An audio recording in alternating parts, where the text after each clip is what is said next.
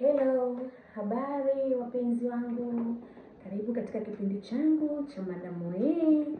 Leo nimekuletea katika kipindi changu cha afya. Leo nitakwenda kuzungumza vitu muhimu kabisa ambavyo mwanamke ukifanya, mwanaume wako hawezi kukimbia, na mwanaume pia ukifanya, mwanamke wako hawezi kukimbia. Nini cha kufanya? Twende nami nikuonyeshe nini nimekuletea. Kitu cha kwanza kabisa, mwanaume anapenda mwanamke msafi. Nini maana usafi? Sio kuoga na kupaka wanja kama hivi, kupaka wanja, lipstick, sio nini. Usafi umegawanyika sehemu mbali. Unaweza ukawa msafi lakini bado mwanaume wako akakuona kwamba kuna changamoto.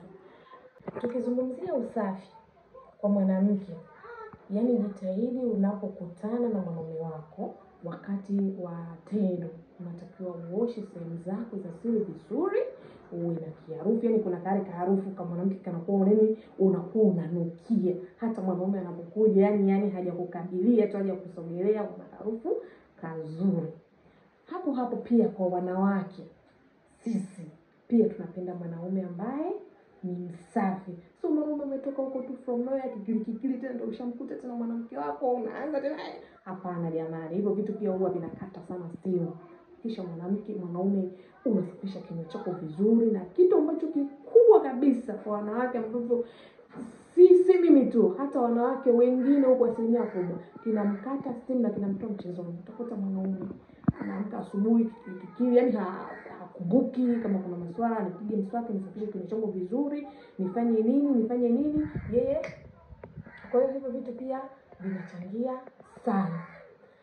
Kitu kingine, usafi sehemu zako za siri pia mwanaume, kwa sababu sio mwanamke tu ambaye anatakiwa kujisafisha sehemu za siri, pia hata mwanaume, kwa sababu ile jasho, unajua kuna vile vimchezo vyote vile vya hatari vile. Kwa hiyo anatakiwa hata mama baby anapokuja anakuta kama harufu nzuri.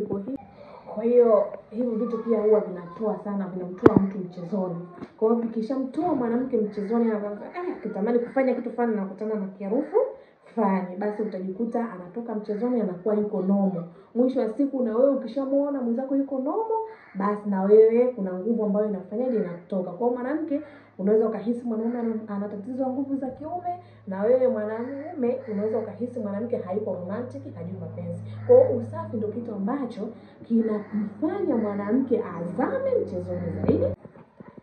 Kingine pia, kwa wale ambao hawawezi kuendeleza mechi, ule muda ambao mnakuwa mmemaliza mnataka kupumzika, hakikisha mnaenda bafuni, mnanawa na maji safi tiririka.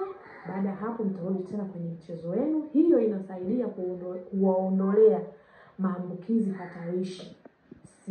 Simaanishi vitu kwamba labda mwingine atakuwa na magonjwa au nini, lakini kuna zile bakteria ambazo kwa kila mwanadamu anakuwa nazo kikawaida. Kwa hiyo itakusaidia pia wewe kuepukana na hayo maambukizi hatarishi.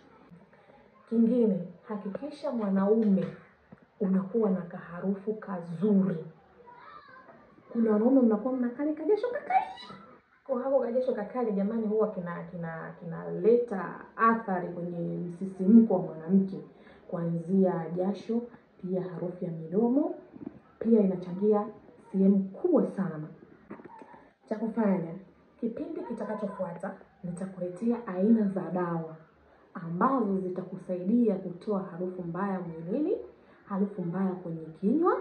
Na kwa upande wa wanawake nitakuletea dawa ambayo itakusaidia kutoa harufu mbaya sehemu zako za siri na sehemu nyinginezo.